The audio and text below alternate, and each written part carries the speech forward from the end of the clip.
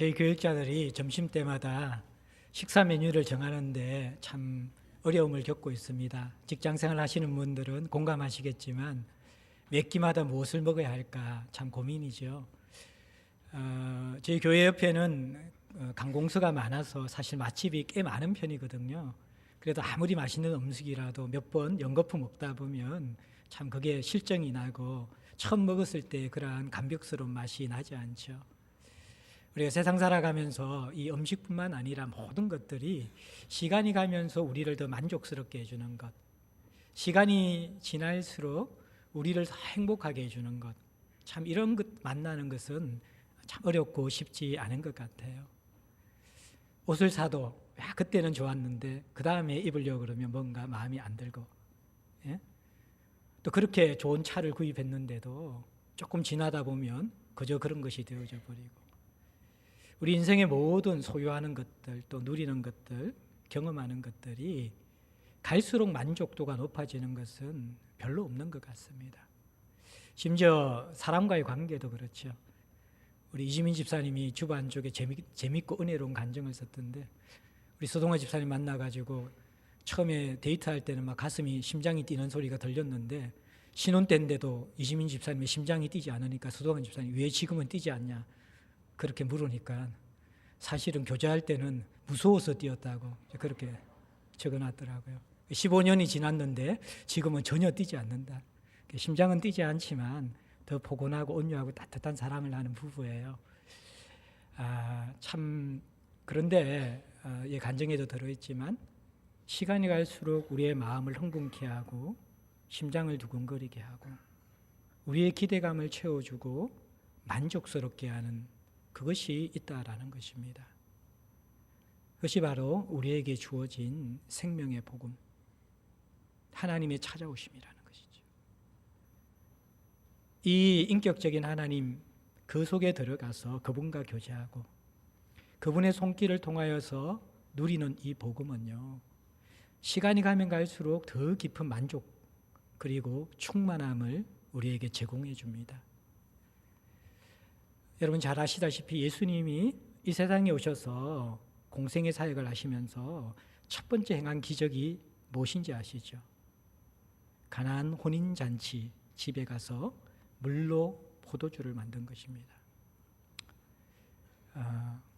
예수께서는 죄로 깨어진 소망이 없는 이 세상에 정말 복음, 기쁜 소식을 주고 이 깨어진 세상에 또 신음하는 사람들에게 최고의 선물을 주기 위해서 이 땅에 오셨습니다. 그리고 그 예수께서 우리에게 주실 선물의 모양, 그것이 혼인잔치 같은 것이다. 예수를 만나는 것, 신앙생활을 하는 것, 이것이 우리가 이 땅을 살아가면서 가장 행복하고 만족감으로 채워지는 그 순간인 혼인잔치, 그와 같은 것이 바로 하나님 나라를 경험하는 것이다. 그렇게 설명하고 있는 것이죠. 그렇게 예시하고 있는 것입니다. 그리고 이 하나님 나라는 잔치 속에서 포도주가 떨어졌잖아요. 그러니까 예수님께서 항아리의 물을 하인들에게 가져다 부어라 그렇게 이야기합니다.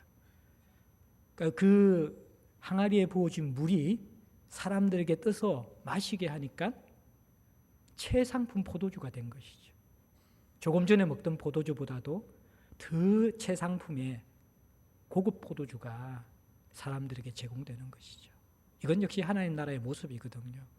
시간이 가면 갈수록 더 농밀해지고 더 향기로워지고 더 아름다워지고 더 맛깔나도록 하는 것, 그것이 바로 하나님 나라의 복음이 우리에게 주는 것입니다. 하나님의 손길 아래 살아가는 성도들이 살아가도록 하나님께서 초대하시는 우리의 삶의 모습입니다.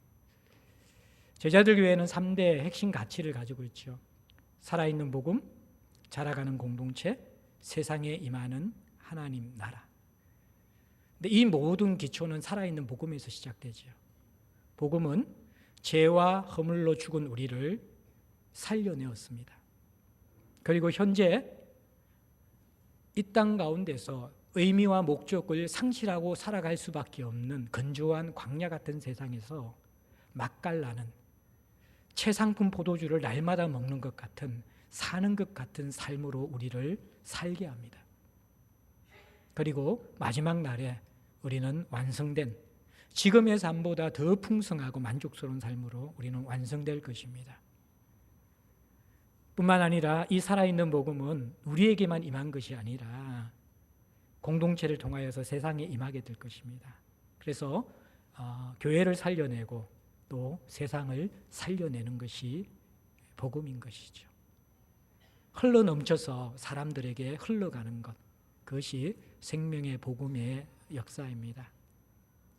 그런데 안타깝게도 오늘날 많은 교인들이 신앙생활을 하면서 이 풍성한 복음, 나를 살렸고 살게 하고 다른 사람을 살리는 이 복음을 제대로 경험하지 못했기 때문에 복음을 짐처럼 여기면서 하루하루 꾸역꾸역 신앙생활을 하고 있고, 이러한 신앙생활, 종교생활에 가두어진 교인들을 바라보면서 세상 사람들은 더 이상 예수의 복음에 희망을 걸지 않고 또 그것에 대해서 관심을 지불하지 않게 되었습니다. 오늘 우리는 사도행전 28장 1절부터 10절을 말씀을 통하여서 두 가지의 내용을 여러분과 함께 나누기를 원합니다. 복음이 어떻게 바울 일행을 살려내었는가, 그 처참한 상태에서 건져내고 살려내는 그 선명한 하나님의 손길, 그것을 1절부터 6절까지 내용 속에서 여러분과 나누기를 원합니다. 그리고 이 살아난 바울 일행들이 그 구원의 손길을 자기들만 경험한 것이 아니라 결국 바울을 통하여서 그 도착한 섬의 지도자의 아버지를 살려내고, 그리고 그 섬 전체 주민들의 그 고통과 질병에 걸린 상태를 건져내는, 살리는 복음, 다른 사람을 살려내는 그 복음의 모습, 구원의 손길의 모습들을 우리에게 보여줍니다. 우리를 살려내고 다른 사람을 또 살려내는 이 복음을 오늘 여러분과 함께 나누기 원하는 것입니다. 1절부터 6절까지 바울은 세 가지 정도의 큰 어려움과 고통에 봉착해 있습니다. 사실 27장부터 쭉 이어져 왔던 유라굴로 강풍, 이 바다에서 당하는 유라굴로 강풍의 고통, 그리고 착륙하면서 추위와 배고픔에 떨면서 고통하고 있는 바울의 모습을 보고, 또 마지막으로는 이 불을 피우다가 그 땔감에서 나온 독사에 물려서 죽음의 위기에 처해지는 그런 바울의 모습을 봅니다. 여러분들, 우리가 구약 성경을 자세히 보게 되어지면요, 이 바다의 상징과 뱀의 상징은 의미하는 바가 있습니다. 이것은 성경에서 반복적으로 악한 세력의 상징을 의미하는 것이죠. 물론 이 사도행전에서 이것을 직접적으로 그렇게 묘사하고 있지 않지만 여러분들에게 적용을 위해서, 그리고 또 충분히 이 본문을 우리가 이 신라군에 깨어진 세상에서 구원받는 모습으로 적용시킬 수 있다면, 오늘 이 세 가지의 고통은 바로 이 신라군의 세상 가운데서 하나님의 형상을 잃어버리고 바다와 뱀의 공격, 악한 세력의 공격 속에 있는 우리들의 처참한 모습을 보여주고, 이러한 모습 속에서 하나님께서 어떻게 건져내어 주시는가를 보여주는 것입니다. 첫 번째에 바다에서 유라굴로 강풍을 만난 바울 일행을 건져주었죠. 우리가 계속 다뤄왔지만 이들은, 강풍은 대부분 폭풍을 만나도 하루 정도 지나면 그치게 되어지는데 이 유라굴로 강풍은 14일 동안 지속되었습니다. 14일 동안 낮에는 해가 보이지 않고 밤에는 달과 별이 보이지 않는 그 흑암 같은 깜깜한 먹구름과 천둥과 폭우와 바람 때문에 바다는 요동이고 있었습니다. 항해에 익숙한 배사람들도 이제는 모든 살아날 수 있는 소망을 끊어버리고 구원의 여망마저 없었다, 그렇게 27장 본문에 기록하고 있죠. 우리도 인생을 살아가면서 실제로 우리가 배를 탈 경험이 얼마 있겠습니까? 오히려 요즘에는 해외에 나갈 때도 비행기를 더 많이 타죠. 우리가 문자적으로 유라굴로 강풍을 자연적으로 만나는 예는 거의 없을 것입니다. 그런데 우리는 인생 가운데 자주 안팎에서 일어나는 유라굴로 강풍을 인생에서 만나지 않습니까? 경제적인 유라굴로 강풍을 만나고, 또 자녀의 문제 때문에 유라굴로 강풍을 만나고, 또 우리 질병의 문제 때문에, 건강의 문제 때문에 유라굴로 강풍을 만나고, 우리 주변에 이 강풍을 만난 사람들이 너무너무 많이 있는 것이죠.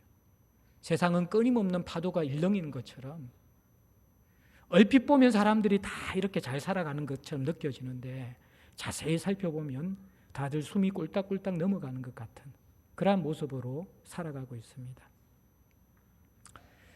이러한 외부적인 강풍들도 힘들지만 사실은 이러한 강풍 때문에 일어나는 우리 마음속의 유라굴로 강풍, 더 고통스럽지 않습니까? 불안과 염려, 그것이 더 나아가면 원통함과 분노, 우리의 마음이 늘 출렁이는 바다 물결처럼 그렇게 고요함이 없는 상태에서 여러분들 살아가지 않습니까? 하루에도 욱하고 올라오는 정서와 감정들이 얼마나 자주 있습니까? 끊임없는 우리 속의 마음의 유라굴로 강풍이 잠자리에 들어도 이것이 진정되지 않아가지고 많은 사람들이 불면의 밤을 지새웁니다. 어쩌다가 잠이 들어도 선잠을 자고 식은땀을 흘리면서 벌떡벌떡 일어나는 그러한 우리 마음의 요동함들, 근심들, 분노들, 이러한 인생의 유라굴로를 안고 사람들이 하루하루를 살아가고 있습니다. 하나님께서 오늘 1절에 보면 이들을 구조된 후에 안적 그 섬은 멜리데라 하더라 그러면서 멜리데 섬에 건져줍니다. 참 재밌는 것은 이 멜리데 섬은 가나안 족속의 이 언어를 셈족 언어를 사용하고 있는 그러한 섬인데, 멜리데는 셈족 언어로 피난처, 안식처라는 뜻이라는 거예요. 이들이 이 14일이 되는 보름 가까이 되어지는 긴 강풍, 거기에 시달리다가 결국 도착한 곳이 안식처입니다. 안식처. 여러분들, 사람이 제일 힘든 게 뭔지 아십니까? 누구도 마음의 평안을 줄 수 없을 때입니다. 누구도 마음의 평안을 줄 수 없을 때. 모든 것을 다 외적으로 가진 것 같은 사람들도 마음의 유라굴로가 일어나고 있습니다. 안 밖으로 수많은 그러한 유라굴로 강풍으로 인하여서 인생의 안정감이 그 어디에도 있죠. 없지요. 야, 내가 참 평안하다. 내가 안식하고 있다. 내가 쉬고 있다. 그런 느낌 여러분들 받아보십니까? 심지어 여러분들이 내절을 하고 또 해외여행을 가더라도 육신의 그 평안함 말고 정말 존재와 영혼 속에 스며들어지는 평안함을 여러분들 누리고 있습니까? 저는 제일 행복한 시간이 언제인지 아십니까? 사실 이 새벽 기도에 나와서 부르짖는 기도하고 간절하게 내가 간구할 때 그때도 물론 하나님에 대한 열망을 가지고 나아가며 세상 근심근정을 떨어버리는 시간이기도 합니다. 근데 정말 좋은 시간은 제가 아랠 기도를 다 아뢰고 나서 또 주님 앞에 임재에 머물면서 때로 하나님이 깨닫게 해주시는 그러한 은혜도 경험하고 또 그것도 지나가고 나서 아무것도 하지 않고 있잖아요. 그냥 앉아 있는데 물밀듯한 평안이 오는 것이죠. 그 무엇 때문이 아니라 바로 그분 안에 멜리데라는 예수 안에 머물러 있고 내가 그분과 함께 연결되어 있다라는, 그분의 그 눈앞에 내가 있고 그분의 마음속에 내가 있다라는 그것을 내가 믿음으로 깨닫게 되어질 때요, 이루 경험할 수 없는 마음의 고요함과 평안, 그것이 제 존재 속에 스며듭니다. 그러한 고요함이 이 분주하고 풍랑이 있는 세상을 살아갈 수 있는 중요한 그러한 동력이 되는 것이죠. 여러분들, 하나님 앞에 이 멜리데를 발견하셨습니까? 종교 생활은 하지만 예수 안에서 안식을 경험하지 못하면 더 불안하죠. 더 뭔가 열심히 여러분들이 해야 될 것 같죠. 그렇지 않습니다. 하나님은 우리를 수고하고 무거운 짐짐자들아 다 내게로 오라. 물론 이것이 1차적인 문맥 속에서는 그 유대인들의 율법적인 가르침에 의해서 죄책감과 그 도덕적인 종교적인 짐을 지고 짓눌려 있는 유대인들에게 진정한 자유를 주시는 그 그리스도의 복음으로의 초대에 대한 메시지입니다. 그러나 더 나아가서는 종교적인 짐뿐만 아니라 인생의 모든 짐을 지고 모진 풍랑을, 그 긴 풍랑을 견뎌온 여러분들에게 예수께서는 안식처가 될 것입니다. 우리 공무원 시험 준비하고 또 취업 준비하는 사람들 1년에 한 번씩 시험 있잖아요. 그거 한 번 떨어지면 세상 다 끝나는 것 같죠. 저도 이제 신대원 한 번 떨어지니까 이거 제가 당해보니까 그게 만만치 않더라고요. 가장이 되어서 이게 만만치 않더라고요. 그런데 우리가 그 긴 모질고 긴 유라굴로 강풍이 있지만요, 하나님은 그 강풍을 끝나게 하면서 멜리데를 주시기도 하시고 또 때로는 우리가 강풍 안에서도 안식을 경험하도록 하십니다. 그 놀라운 구원의 손길을 여러분들이 경험하는 한 해 되었으면 참 좋겠습니다. 그리고 이들이 멜리데 섬에 도착했는데 2절에 보면요, 하필이면 날씨가 비가 오고 날이 차가웠다 그렇게 이야기합니다. 보름 가까운 시간 동안 제대로 먹지도 못하고 사력을 다하여서 배가 난파되지 않도록 이들이 짐도 던지고 또 닷도 내렸다가 올렸다가 모든 에너지를 다 소진해서 기진맥진한 그런 상태였습니다.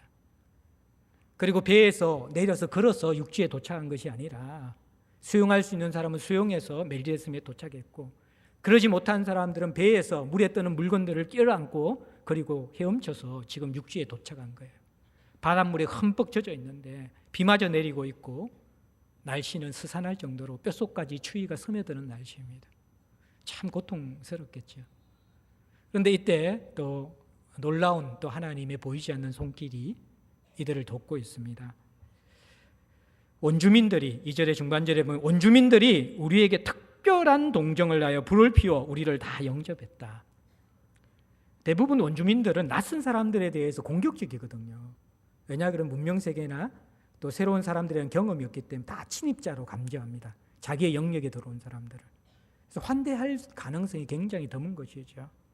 그런데 이들은 이 바울 일행을 환대했습니다. 그러니까 여기에 있는 원주민은 바르바르라는 거라는 이렇게 원어를 사용하는데 여기에서 바바리안이라는 야만이라는 단어가 유래되었습니다. 근데 이들은 야만이 여기보다도 이 당시 로마 당시의 야만인은요, 공통어인 헬라어를 쓰지 않고 자기 부족 언어를 쓰면 다 야만인이었어요.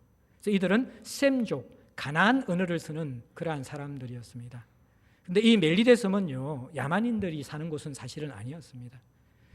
멜리데 섬의 크기는 길이가 30km 정도, 그리고 너비가 한 15km 정도. 그렇게 크지는 않지만 또 작지도 않는 섬인데 이곳에는 퇴역한 로마 군인들이 장교들이 와서 거주하고 있었습니다. 그래서 이 섬은 이 이주민들과 또 토착 원주민들이 함께 더불어 살고 있었고, 바울이 도착한 이 해안은 원주민들이 주로 살고 있는 곳이었어요. 근데 이 원주민들이 이미 로마에서부터 외부인들에 대한 그 경험이 있기 때문에 이들을 경계하기보다도 오히려 특별한 동정, 환대한 것이죠.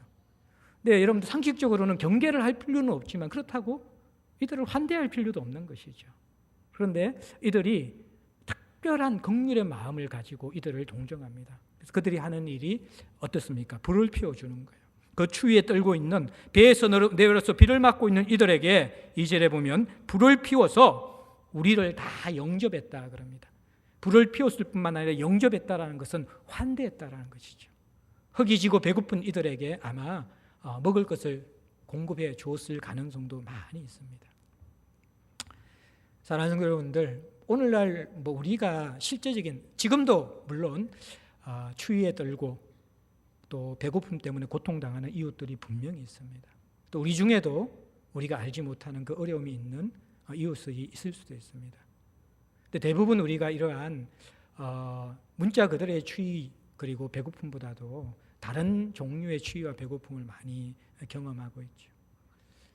추위와 배고픔이라는 것은 인간의 아주 원초적인 필요잖아요. 그것 없으면 얼마나 여러분들 참 처량해지는지 몰라요. 그걸 경험하지 않은 사람들은 참 이해하기 힘들죠. 이제 가난한 삶을 살아왔던 사람들은 매달이 여러분들 그 통장의 잔고 몇백원 몇천원 그것을 계산하면서 한 달을 살아가는 것, 우리 서민들 삶 가운데 많이 있습니다. 제가 22년 선교단체 생활하면서 늘 그렇게 살았거든요. 마지막 일주일에는요, 그 통장 잔고에 몇만 원 그것을 계산하면서 이게 유지가 될 수 있도록 그렇게 계산을 하지 않으면 살지 못하는 것을 한 22년을 살았어요. 지금도 그렇게 살아가는 사람들이 많이 있습니다. 안 살아본 사람들은 그 중압감들을 잘 모르죠. 배고픔들도 여러분들, 요즘 우리가 추위 겨울에도 너무 난방이 잘 돼가지고 집에서 반팔 입고 생활하는 사람들도 많잖아요. 우리가 먹을 음식이 너무 많아서 쓰레기에 버리는 것이 더 많지 없어서 못 먹는 사람은 거의 없죠. 대신에 오늘날 우리가 경험하는 것은 정서적인 추위와 영혼의 배고픔입니다. 그것 때문에 사람들이 얼마나 여러분들 떨고 있고 굶주려 있는지 몰라요. 이 정서가 춥다라는 것은 사람들의 마음에 온기가 없다라는 것이죠. 오늘날 우리의 사는 세상은 육체적으로는 또 경제적으로는 더 부유해진지 모르지만요, 환대하는 마음에 온기가 없는 것이죠.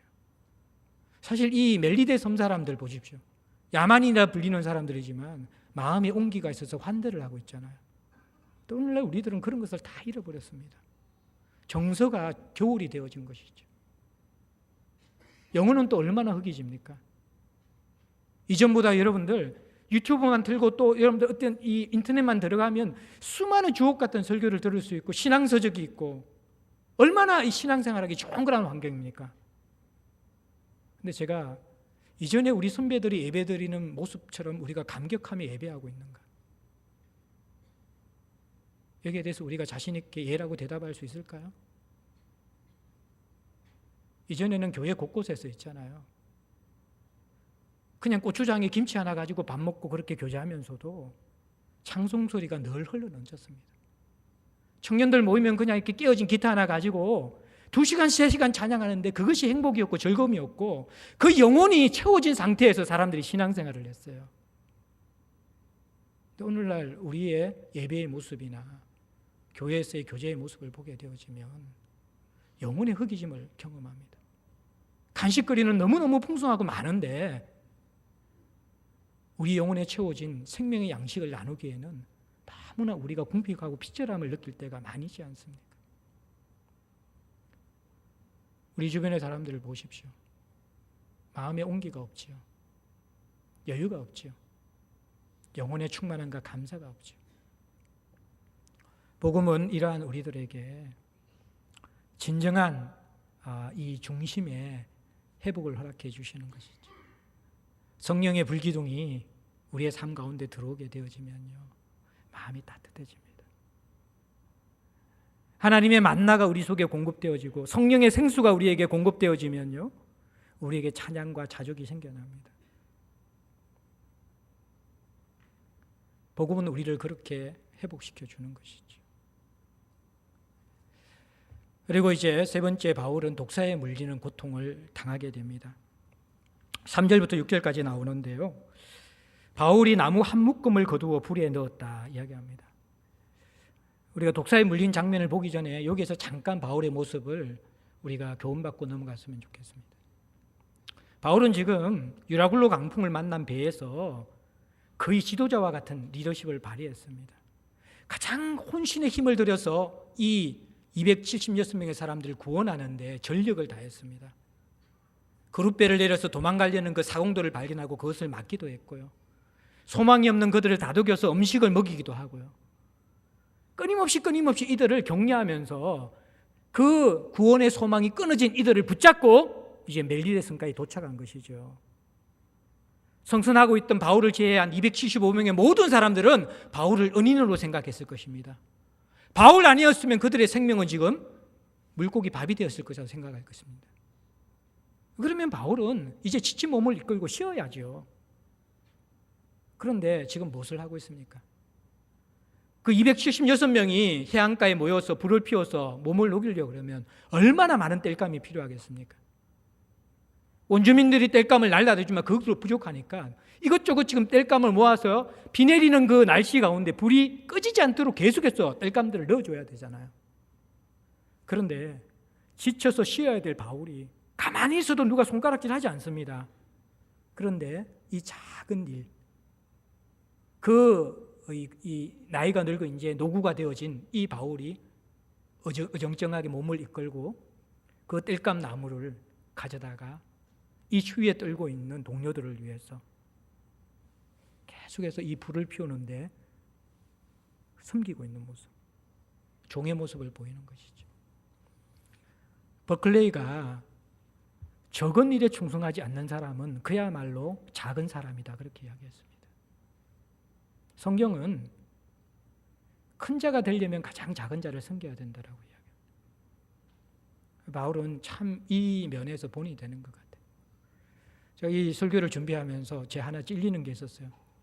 제가 이제 최근까지 오후 예배 마치고 의자 나르는데 함께 힘을 조력하면서 열심히 했거든요.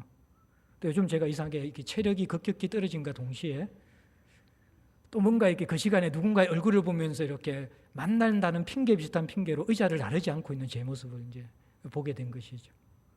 작은 일, 별것 아닌 것 같지만 말씀을 보면서 내가 이제는 작은 일에 대해서는 뭔가 좀 이렇게 면제받고 싶고 또 그 부분에 대해서는 굳이 하지 않아도 될 일들에 대해서는 안 하고 싶은 그런 그 마음들이 들기 시작한 것을 보면서 신앙적 위험신호도 느껴지더라고요.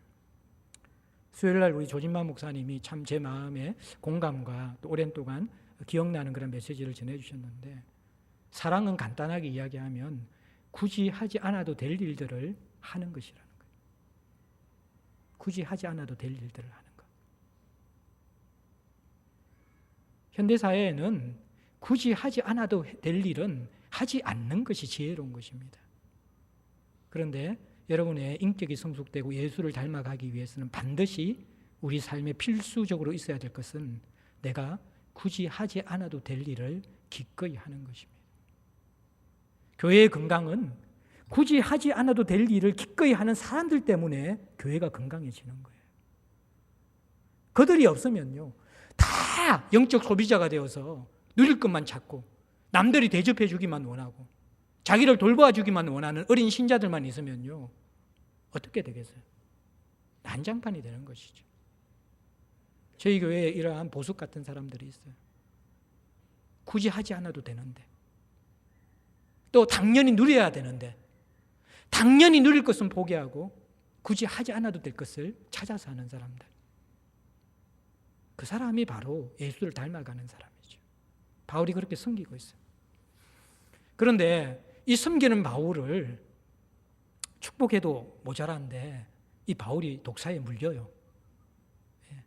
우리도 사실 섬기다가 오히려 더 독사에 물리죠. 공격받고 고통받는데. 3절 4절에 보면 3절에는 바울의 손을 물었다 그렇게 이야기하고 4절에는 이 뜨거운 불을 피해서 바울의 손에 매달려 있다 그렇게 이야기를 합니다. 어떤 이제 성경학자 이것만 또 연구하는 분들도 계세요. 그러니까 바울이 실제로는 독사에 물린 것이 아니다. 그것을 연구해서 두 가지로 반박을 합니다. 하나는 3절 4절을 통합해 볼 때에 4절이 더 정확한 표현이다. 독사는 이 바울의 손을 물은 것이 아니라 바울의 손을 감고 있다가 털어버리니까 불에 떨어졌다. 그러니까 물리지 않았으니까 당연히 살아났지. 그렇게 본문을 해석하는 사람들이 있습니다.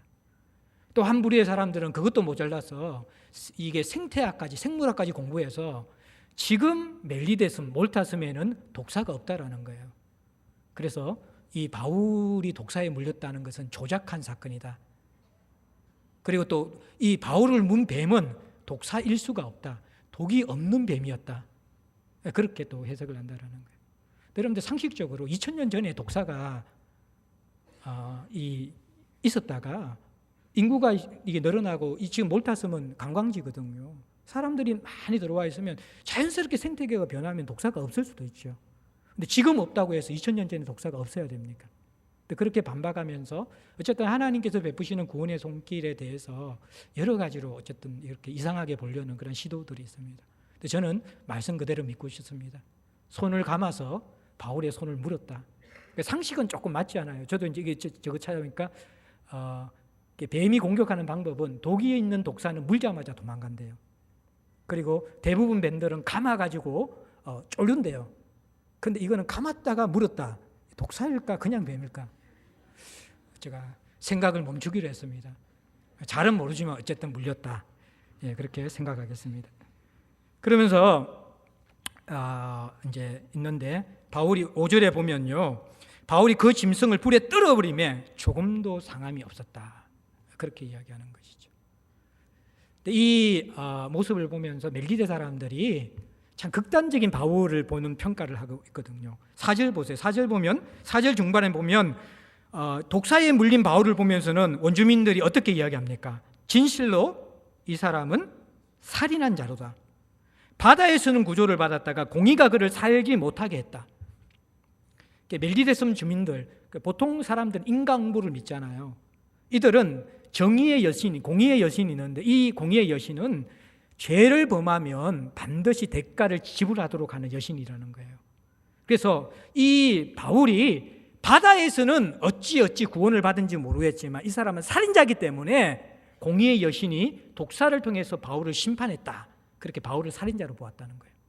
근데 5절에 손을 뚝뚝 떨어버리고 나서 바울이 괜찮은 거예요. 이들은 어떤 기대를 했냐면 6절에 보면요, 독사에 물리면 붙든지 갑자기 쓰러져 죽는 그 현상들을 자기들이 봤잖아요. 그러니까 기다리고 있는 게 언제 붙지? 언제 죽지?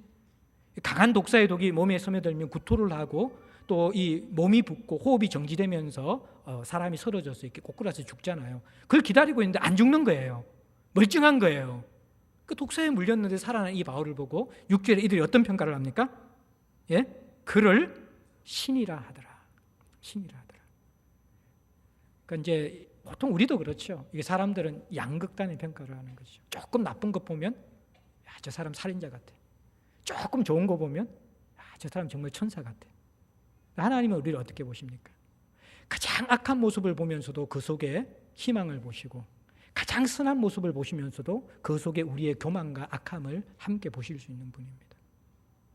그러니까 우리가 약하고 악할 때 하나님이 우리를 사랑하시고 우리가 섰다고 생각하고 교만할 때 하나님은 우리에게 경고하십니다. 그러니까 여러분들이 사람의 눈빛과 사람의 평가와 사람의 이야기에 계속 심취되어지면요, 여러분 자신을 못 찾아요. 멜기데 사람이 다 이렇게 해서 결국에는 이 종교인들이 지도자들이 우상화되는 것들 1차적으로는 그 사람의 책임이고 또 이 사회와 사람들이 그렇게 만드는 것이에요. 하나님 그분만이 머리가 되실 때에 모든 사람들이 자기 자리를 찾을 수 있는 것입니다. 어쨌든 이러한 멜기데 사람이 극단적인 평가 속에서 바울이 살아났어요. 우리도 이 땅을 살아가면서 실제적으로 뭐 뱀에 물린 사람들 있습니까? 저는 뱀을 잡아는 봤습니다.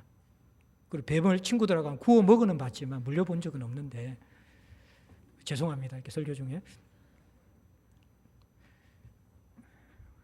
제가 침을 삼키는 건 아니고 생각나가지고 뱀이 되게 깨끗하고 고단백이에요. 중간에 뼈만 죄송합니다. 먹을 거는 별로 없습니다. 어쨌든 이렇게 살아났어요. 살아났는데 이제 우리가 실제적으로 이제 뱀에 물릴 거란 예는 없지만 저는 독사에 물린 것 같은 삶을 살아가는 것이 이 시대의 사람들의 군상이라 생각되어져. 독사에 물리는 정상이 뭡니까? 마비되고 중독되잖아요. 중독. 최근에 우리 심석희 선수가 미투 운동을 통해서 코치의 성폭행 사건들을 고발했잖아요. 여러분들 정치계에서 일어났죠. 종교계에서는 이전부터 이게 미투 운동, 이 미투 사건이 있었죠. 연예계에 뭐 말할 필요 없죠. 체육계. 우리 사회에 안 썩은 곳이 어디 있습니까? 마비되고 중독되지 않은 곳이 어디 있습니까? 근데 그것이 그들만의 문제입니까? 우리 속은 어떻습니까? 우리 속은 어떻습니까? 우리 속도 선한 것에는 마비되고 악한 것에는 중독되어 가고 있지 않습니까? 여러분들 선한 것에서 계속해서 여러분들이 오히려 선한 것에 중독되는 사람이 있습니까? 더 선해지고 싶고 더 예수 닮아가고 싶고 제 정신으로는 그게 안 되는 것이죠. 가만히 내버려두면 이 세상과 이 인간들은 다 마비되고 중독되는 것입니다.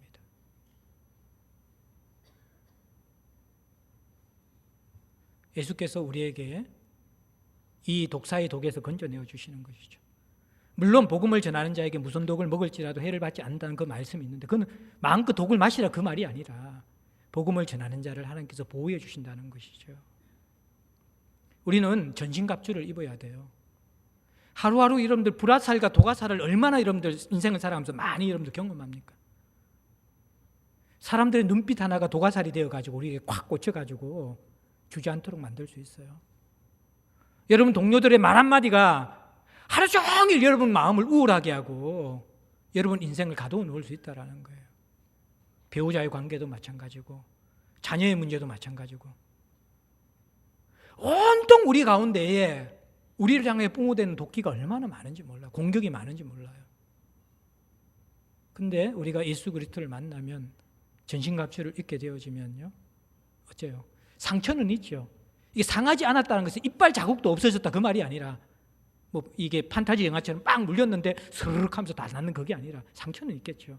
근데 그 독이 스며들어서 붓고 서러지도록 하지 않는다라는 거예요. 우리도 세상 살면서 상처는 받죠. 아픔과 고통과 분노와 원통함을 느끼지 않는 것은 아닙니다.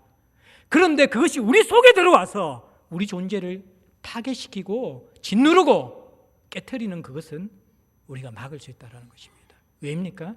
우리는 우리 안에 성령께서 내주하고 계시고, 우리는 말씀과 기도로 우리의 존재를 무장할 수 있고, 전신갑주를 입고 세상의 어떤 공격이라도 막아낼 수 있는 믿음의 방패를 가진 자들이기 때문에 그렇다는 것입니다. 예수 안에 안전한 견고한 방패와 반석, 그것을 누리기 때문에 우리는 이 세상에 살아가면서 끊임없는 이 독의 공격 속에서 살아날 수 있는 것이죠. 그렇지 않으면 어떻습니까, 여러분들? 맨정신으로 못 살아가죠. 두려움과 분노와 염려, 결국 그것 때문에 사람들은 게임에 중독되든지 술에 중독되든지 포르노에 중독되든지 아니면 성공에 중독되든지 자기의 불안함과 자기 인생 가운데 찾아오는 그 수많은 공격들 속에서 그것을 회피하기 위해서 우리는 다른 방기제를 사용하고 있는데, 그것이 우리를 막아주고 있습니까? 그렇지 않죠. 복음만이 우리를 구원하는 것입니다. 이렇게 살아난 바울 일행이 이제는 7절부터 10절까지 멜리데 사람들을 살려내죠. 7절에 보면 그 섬의 가장 높은 사람 보볼리오라는 사람이 있었어요. 이 사람은 그 추장 또는 그 섬의 지도자인 것 같은데, 그 사람이 우리들을 환대하여 3일 동안 머물도록 해주었다 그렇게 이야기합니다. 이게 우리들이라는 것은 아마도 바울 일행을 의미할 거예요. 그리고 더 포함한다면 백부장 율리오와 선장 정도가 같겠지요. 왜 가게 되었는가? 1차적으로 나그네를 환대하는 그런 따뜻한 마음을 보블리오가 가졌던 것 같아요. 그러나 8절에 보면 이 보블리오에게는 큰 고통이 있었습니다. 그의 부친이 열병과 이질에 걸려 있었던 것이죠. 바울 일행 가운데 누가가 있었기 때문에 누가는 그 병명을 정확하게 진단했습니다. 멜디네 지방의 열병은 젖소에 의해서 전염됩니다. 짧게는 3개월, 4개월 동안 고열을 일으키며 고통을 주고요. 길게는 2년, 3년 동안 가는 것이 멜리데 열병입니다. 이것은 이질과 함께 오는데, 이질은 뭐냐 그러면 열병에 걸리면 소화기관이 다 망가져서 변에 피와 이 농이 함께 섞여져 나오는 그러한 병이 바로 이질입니다. 열병과 이질이 함께 이렇게 걸려가지고 오랫동안 이 보블리오의 부친이 고통을 당하고 있는 것이죠. 바울은 손을 얹어서 부친의 병을 낫게 해줍니다. 바울에게 능력이 있다는 게 아니라 안수했다라는 것은 바울을 통해서 하나님이 이 보블리오의 부친의 병을 낫게 했다라는 것이죠. 그리고 이 소식을 듣고 나서 멜리데 섬 사람들이 9절에 보면 다 찾아옵니다. 섬 지방에는 의료 혜택을 제대로 받을 수가 없습니다. 그렇기 때문에 이 보블리오도 아마도 이 독사에 물렸지만 살아난 바울이 비범한 사람이라는 것을 알고 불렀을 것이고, 또 이 바울이 아니나 다를까 보블리오 부친의 열병과 이질을 치료하게 되어지니까 순식간에 소문이 멜리데 섬 전체에 퍼지게 되어지고 섬 사람들이 다 모여든 거예요. 그러니까 이 바울이 그들까지 다 치료해 줍니다. 그러니까 그들이 함께 있을 때는, 유할 때는 후한 예물로서 10절에 후한 예로서 그들을 대접하고 떠날 때는 쓸 것을 공급하는 환대하는 모습으로 멜기데 섬 사람들이 바울에 대한 감사를 표현하고 있습니다. 자, 우리가 7절에서 10절에 이 바울 일행이 누렸던 이 복음이 그들 안에 갇혀진 것이 아니다. 이제는 보블리오 부친과 멜기데 섬 전체에 퍼져나갑니다. 그런데 이 질병에 걸린 이들을 치유해 주는 것이죠. 물론 지금도 우리가 질병 때문에 고통당하기는 하지만 마찬가지로 질병에 걸리면 사람들이 어떻게 되어집니까? 인생이 다 거기에 정지되어져요. 엄마가 중환병에 걸리면 어떻습니까? 더 이상 엄마로서의 역할을 할 수가 없습니다.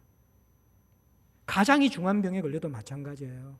이 질병이라는 것은요, 우리의 삶의 모든 역할과 삶의 이 나아가는 것들을 중단시키는 것입니다. 그리고 가두어 버립니다. 그리고 고통 속에서 점점 우리 인생이 무너지게 만드는 것이 바로 질병의 힘입니다. 질병은 결국에는 죽음으로 이끌어 나가는 것이죠. 오늘날 우리가 육신의 질병은 아니지만 정서적으로 영적으로 보면 얼마나 질병에 많이 걸려 있는지, 사람들의 삶들이 사는 것 같지 않아요. 그 역할은 있지만 그 역할을 살아있는 역할로, 감사하는 역할로, 기쁨의 역할로 감당한 사람도 거의 없습니다. 직장 다니는 사람들이 직장에 대해서 기쁨을 합니까? 부모들이 감사할 때도 있지만 여러분들 애들 키우면서 정서가 어떻습니까? 더 힘들고 부정적인 정서가 우리에게 더 많이 들어와 있죠. 사는 것 같지만 우리의 삶이 가두어져 있고 멈춰져 있고 더 이상 우리의 역할을 해내지 못하는, 어떻게 보면 우리 존재 전체가 어떻게 보면 이 병에 걸린 사람처럼 가두어져 있고 무력해져 있는 모습이 우리들의 모습일 때가 많다라는 것입니다. 주변을 돌아보십시오. 우리 주변에 보블리오 부친이 있고 또 멜기데 섬 사람들이 있습니다. 복음은 흘러 넘쳐야 되는 것이죠. 내가 통로가 되어줘서 그들의 중단된 삶을 살아나도록 해야 됩니다. 그리고 지금 그들의 있는 위치에 대해서 감사함이 흘러 넘치도록 해야 됩니다. 복음은 그들의 삶을 맛깔나게 하는 것이죠. 소금의 역할은 밍밍하고 맛이 없는 그 음식물에 들어갈 때 맛을 내는 역할이죠. 그전에는 뭡니까? 아픔을 느끼게 하는 역할이죠. 그래서 복음이 제가 뭐라고 그랬습니까? 평안하다는 사람들을 흔들어서 불안하게 만들어야 되고, 불안하게 여기는 사람들은 그들 속에 평안을 주는 것이 복음이라는 것이죠. 예. 아무 문제 없다는 사람들은 우리가 진짜 살아가는 삶을 보면서 내 삶이 거짓이네, 내 삶이 모조품이네, 그들이 불안하고 두려워하면서 잠 못 이루려고 만드는 것이 복음의 영향력입니다. 내 삶은 유라굴로 강풍을 만났고 내 삶은 독사의 독에 물려서 모든 것이 마비되고 죽어간다라고 생각하는 사람들에게는, 그 불안한 사람들에게는 이 복음을 가지고 당신에게는 소망이 있고 당신은 살아날 수 있고 당신은 안식처인 멜리드에 들어갈 수 있다는 그 메시지, 죄인을 구원하러 오신 그 메시지를 전한 것이 복음이라는 것이죠. 그것을 흘려보내면서 사람들을 살려내는 것, 그것이 멜기데 섬의 모습이었습니다. 처음 들어온 이 멜기데 섬의 모습은 270여 명의 파송한 사람들은 추위와 배고픔에 떨고 있었고 겨우 죽음의 위기에서 건져 나온 사람들이었고, 멜기데 섬과의 관계는 그냥 환대는 해주었지만 깊은 그러한 연합은 이루어지지 않았습니다. 복음이 들어가니까 바울과 바울 일행이 살아나고 멜기데 사람이 살아나면서 후한 예로 그들의 필요와 쓸 것을 공급하고 서로가 서로를 염려하며 낯선 사람이 친구가 되어지고 관계가 없는 사람들이 가족이 되어지는 그 모습을 우리가 멜기데 섬에 볼 수 있는 것이죠. 전성에 의하면 이 보블리오는 나중에 예수를 믿고 그 교회의 종교적 지도자가 되었고 박해 때 선교했다고 이야기합니다. 그리고 또 이 멜기데 해안에 바울이 도착한 곳은 성바울 해변이라고 이제 관광지가 되어 있고, 그다음에 바울이 이렇게 치료를 하고 또 이 멜기데에 머물렀던 곳에는 기념교회가 만들어져서 그곳에서 또 이제 많은 사람들이 또 방문하고 있다. 어쨌든 바울의 이 영향력으로 멜기데 섬이 많은 사람들은 복음화되었다고 이야기합니다. 그리고 보블리오는 예수 그리스도를 믿고 전성에 의하면 숭배했다라고 그렇게 이야기해 주는 것이죠. 우리가 세상을 살아가면서 모든 세상의 것들은 시간이 가면 갈수록 만족도가 떨어집니다. 그러나 우리가 종교가 아닌 진짜 예수를 만나고 내 인생에 미치는 구원의 손길을 경험하면 유라굴로 강풍에서, 추위와 배고픔에서, 독사의 독에서 건진받는 것을 내가 먼저 누리게 될 것입니다. 그리고 우리 주변에 질병에 걸린 것 같은 인생을 살아가는 멜리데 사람들을 회복하게 될 것입니다. 그래서 그 안에서 새로운 가족, 새로운 관계, 새로운 잔치, 새로운 기쁨이 흘러넘치도록 하는 것, 그것이 복음이 주는 것입니다. 그것은 가면 갈수록 가난 혼인잔치의 포도주처럼 더 농밀해지고 맛깔나고 더 최상품으로 변화해야 될 것입니다. 우리 안에서, 그리고 우리의 관계 속에서, 이 세상 속에서 임하는 하나님 나라, 그것이 바로 예수가 꿈꾸었고 바울이 꿈꾸었고 우리가 이어받아 꿈꿔야 될 복음의 꿈이라는 것들 우리가 기억하며 한 해를 살아갔으면 좋겠습니다. 함께 찬송 드리겠습니다. 이 말씀을 준비하면서 제가 좀 많이 다가온 찬송이 있었습니다. 그래서 예수 인도하셨네. 우리가 복음을 나누기 전에 일단 내가 먼저 누려야 되고 또 그리스도의 손길을 경험해야 되는데, 이 찬양을 제가 쉼없이 제가 말씀을 준비하면서 계속 불렀습니다. 한번 같이 한번 드렸으면 좋겠습니다. 예수 인도하셨네, 내 인생 여정 끝내어라는 찬양입니다.